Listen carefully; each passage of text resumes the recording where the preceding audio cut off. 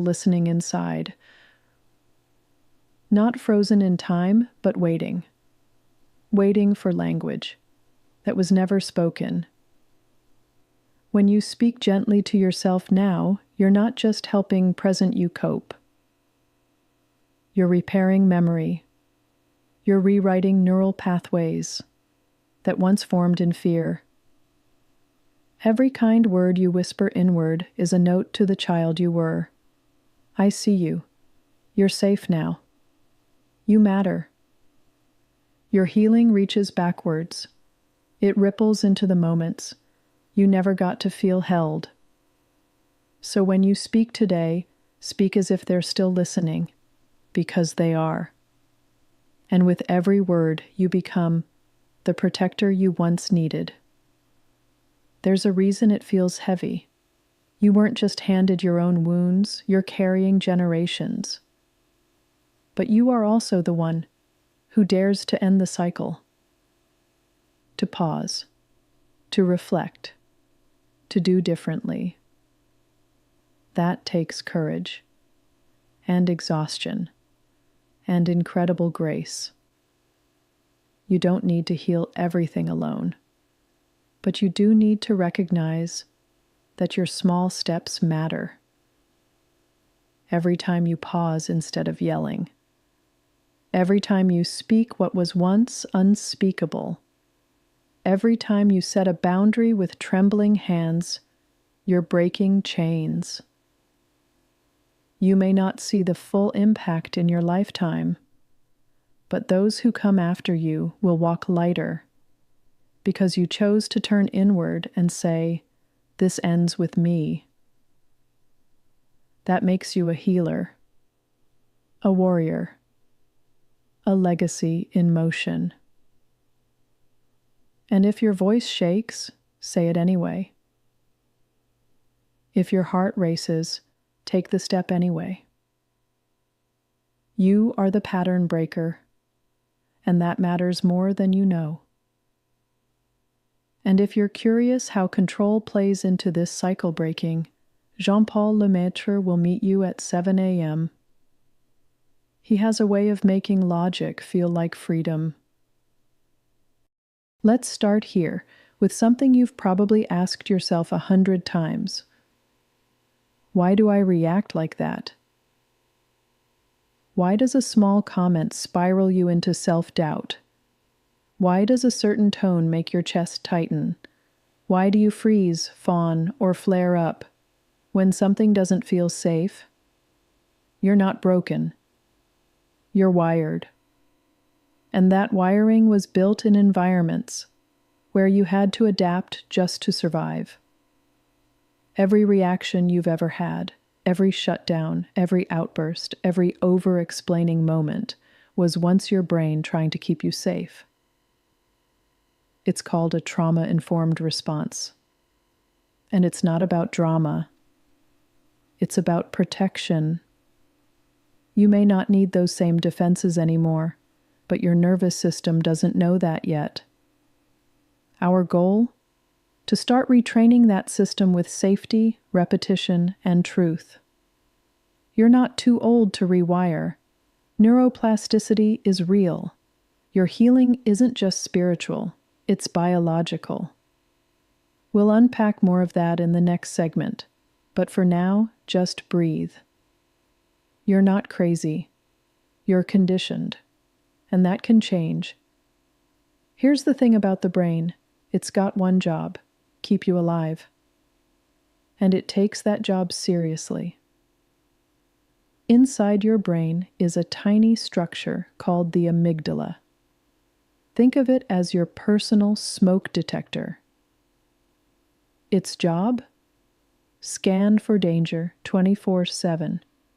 And when it thinks something's off, boom, it sets off the alarm.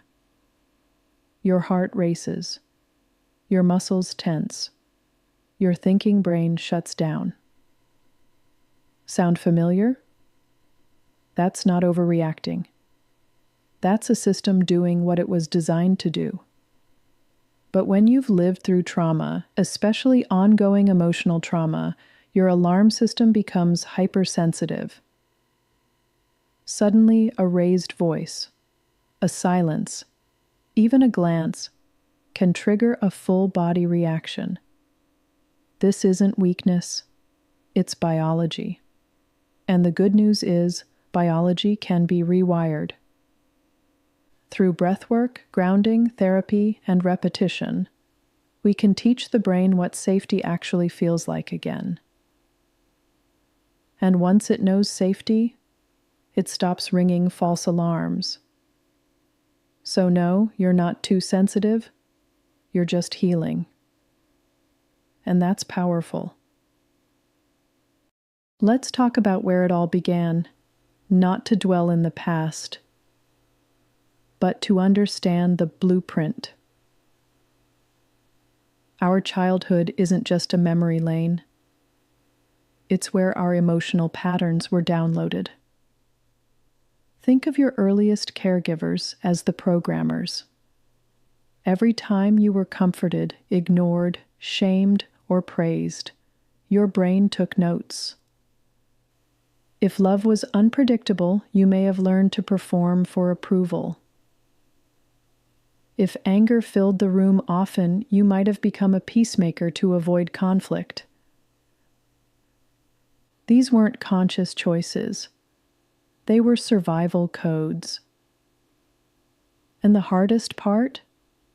We carry those codes into adulthood, often without realizing it. That's why the same arguments repeat in relationships. Why the same insecurities follow us into new jobs. Why healing feels so hard sometimes. You're not failing. You're just following programming that was never designed with your future in mind. But awareness is the beginning of agency. You can update the code. You can learn new patterns. You can be the parent to yourself that you might not have had. We call this reparenting, and it's a foundational step in emotional healing. You're not doomed to repeat the past. You're being invited to rewrite it. Reparenting is not about blaming. It's about naming what was missing and then becoming the person who gives it. If no one ever said, "I'm proud of you," you say it to yourself now. If no one held you when you cried, you learn to sit with your pain instead of numbing it. You can't change the past, but you can change the voice in your head. That voice matters more than you know. It's your internal caregiver now. When that voice becomes kinder, your nervous system begins to soften. You start making decisions from security, not fear. You'll begin to recognize the difference between a boundary and a wall, between protecting yourself and punishing others. Reparenting is daily.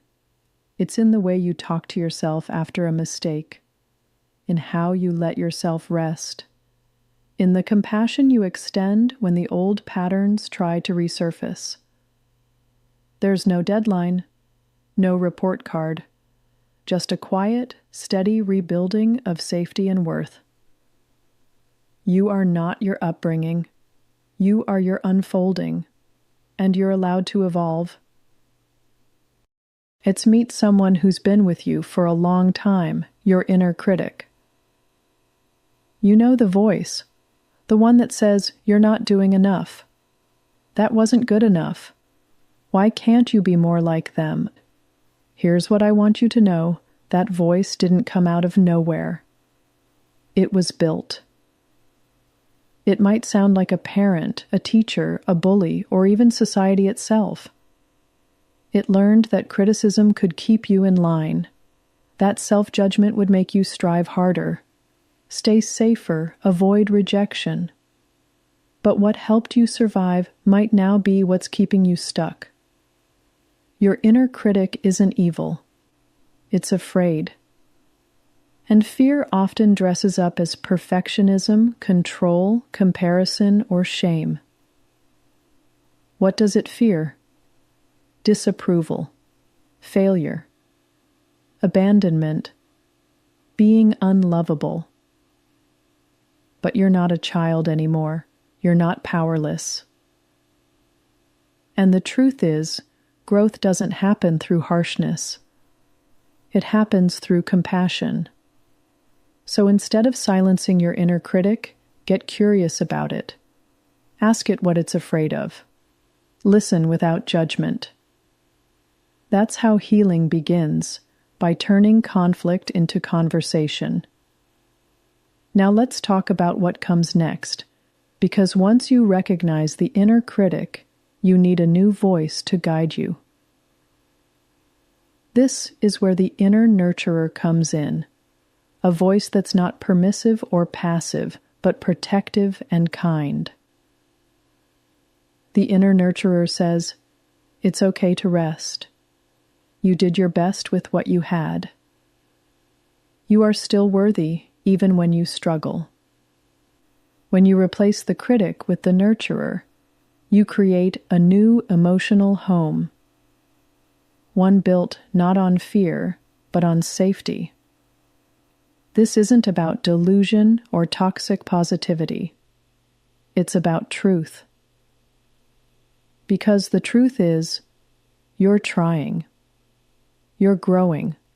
You're healing. And that deserves honor, not ridicule. Practice this voice every day, out loud if you have to. Write it down. Repeat it.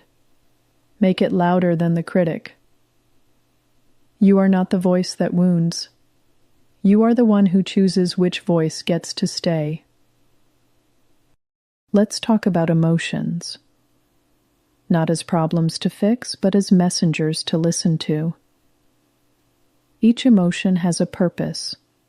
Sadness says, something mattered. Anger says, a boundary was crossed. Fear says, you don't feel safe. Guilt says, you value doing what's right. These feelings aren't flaws. They're signals. And when you ignore them, they don't go away. They go underground. They fester. They shout louder. But when you honor them, when you say, I hear you instead of go away, something shifts. You start to trust yourself again. You become emotionally fluent. Imagine if you spoke to your emotions like you'd speak to a scared child. Gentle, patient, curious, not dismissive. That's emotional literacy. That's self-respect. You don't have to obey your emotions, but you do have to acknowledge them. Because they are part of you, not proof you're broken, but proof you feel. Now, what do? When those emotions feel overwhelming? When the storm rolls in? You regulate. You ground. You co-regulate with safe people. This might mean stepping outside for air, placing a hand on your chest and breathing slow. Naming what's real. I am safe. This feeling is temporary. I don't have to fix everything right now. You might do a body scan. Feel your feet on the floor. Wiggle your fingers. Sip cold water. You come back to now, because the nervous system lives in the present. Regulation isn't about perfection. It's about pausing the spiral, soothing the flare, reminding yourself, I've survived this feeling before, and I will again. This is self-therapy in motion. Not to avoid emotions, but to hold them without drowning. You've been taught that being strong means being unbothered, that emotional people are too much, and calm people are in control. But that's not strength. That's suppression. and suppression always leaks in sarcasm, silence, shutdowns. True strength? It's when you feel deeply but don't weaponize your feelings. When you express honestly without destroying connection. It's when you say, "I'm not okay right now," and trust that doesn't make you weak, it makes you real. Emotional strength isn't about hiding from your feelings. It's about letting them teach you without letting them take over. That's maturity. That's wisdom. That's the kind of strong that builds intimacy, not distance. Let's bust one of the biggest myths of all, that your needs make you needy. No, your needs make you human, and your ability to name them, that's what makes you safe to love. You're allowed to need comfort, to want consistency, to ask for reassurance, to crave space, to need time. Healthy relationships don't shame needs, they honor them.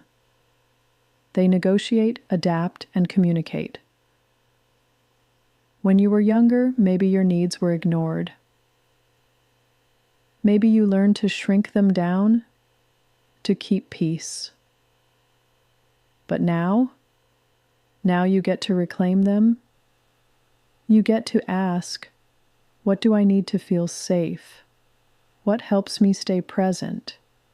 What do I want to feel seen? This is how healing happens. Not just in solitude, but in safe connection. Emotional regulation doesn't mean you never get upset. It means you recognize your signals early and respond with awareness. It's not about pushing feelings down. It's about creating enough space between the feeling and the action so you can choose. Choose to breathe. Choose to step back. Choose to speak with clarity, not chaos. You are not a slave to your reactions. They may be patterned, but they are not permanent. Every time you notice your heart rate spike, your voice rising, your jaw tightening, that's a moment of power. Because awareness is the first domino in the healing cascade. We can't change what we don't name, and every emotional reaction is trying to name something. Let's get this straight. The way you've learned to cope isn't the same as who you are. You are not your patterns. You are not your shutdowns. You are not your people-pleasing. You are not your outbursts. Those are adaptations, responses your nervous system picked when it didn't feel safe. But now, you're creating safety on purpose. Through breath, through reflection, through new connections. And in that safety, new patterns can grow. Patterns of pausing, of asking, is this true? Of naming your truth without apology. That's not fake. That's not trying to be someone else. That's you becoming more you beneath the survival strategies. Self-soothing isn't weakness. It's a biological necessity. It's how you tell your nervous system, we're safe now. In childhood, that comfort was supposed to come from a caregiver. A co-regulated space where your tears met calm arms. But if you didn't get that, you didn't fail. Your body just kept sounding the alarm until someone listened. Now that someone is you. And here's the beautiful part. Your brain can still learn safety. Neuroplasticity means you can teach yourself calm at any age.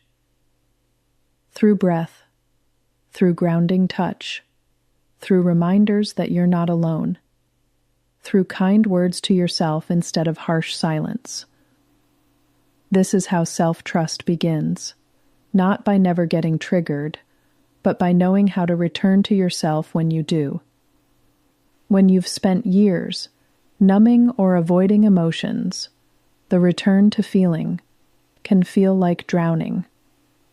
Suddenly, everything hurts again. Even joy feels sharp. You wonder if you've made a mistake by opening the door. You haven't. You're just thawing. And thawing is messy. It's not a clean, graceful process. It drips, it aches, it shakes. But it's also sacred. It means your heart is waking up. It means you're no longer frozen. Feelings don't make you weak. They make you alive. They're data, not danger. You don't need to fear your own inner weather. You are not the storm.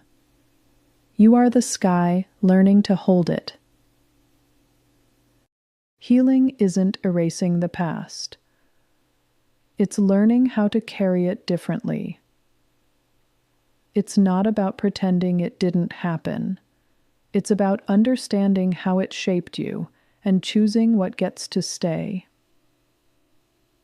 Your body remembers, your mind repeats, but your soul is still curious.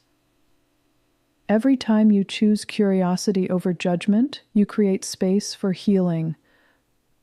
When you ask, "Why did I do that?" instead of, "What's wrong with me?" you shift from shame to growth. Healing means asking better questions. It means replacing "I'm broken" with "What did I need?" It means learning new scripts for old fears, new responses for old pain, new boundaries that honor your wholeness. This is the classroom of your becoming, and every insight is a graduation. Healing is not a straight line. It loops. It spirals. It doubles back. It pauses. Some days you'll feel like you've made no progress at all. That's not failure, that's fatigue. Rest is not regression. It's integration. It's your system saying, "I need a moment to absorb this." Don't measure healing by how loud your victories are. Measure it by how quietly you keep showing up. There's power in the mundane steps, the journal entry, the walk, the moment you paused before reacting. That's not small. That's sacred repetition. Progress hides in the days you think don't count, but they do. They all do. Language is medicine. The moment you name a feeling, you soften its grip. I'm overwhelmed. I'm grieving. I'm scared. These aren't weaknesses. They're clarities. The brain is wired to chase certainty. And unspoken emotions, they feel like chaos. But when you name your experience, Kyori, you bring order to the storm. You give your nervous system a signal. We understand this. You don't need the perfect word. You just need to reach for one. Even saying, "I don't know what I feel," is a form of emotional honesty. Naming doesn't fix everything, but it gives you something to hold. And sometimes that's enough to stay present through the wave. You don't have to fix it all right now. You don't even have to understand it. You just have to feel it. This moment, this emotion, this ache, what if it didn't need a solution? What if your only task was to let it move through you? Like a tide, like a breath, like weather passing overhead. Fixing is the mind's reflex. Feeling is the soul's request. Let the feeling exist. Let it be witnessed. Let it tell its story, even if you don't fully grasp it yet. You're not lazy for not having an answer. You're human,